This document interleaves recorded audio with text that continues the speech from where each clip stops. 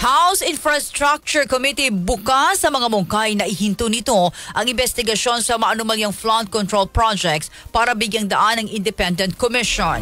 Detalye ng balitang yan mula kay Rajuman Grace Mariano. RMN Live Report!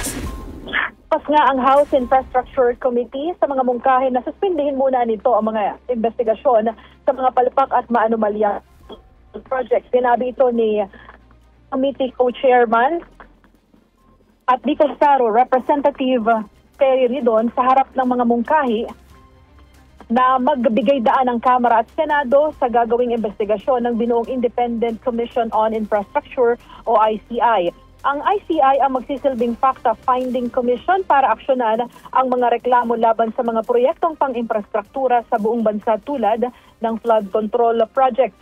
Umaasa si Ridon na sa mga susunod na linggo ay magkakasundo ang liderato ng Senado at Kamara para mapagtibay ng isang joint resolution na nagsususpende sa kanilang pagdinig ukol sa maanumalyang flood control projects.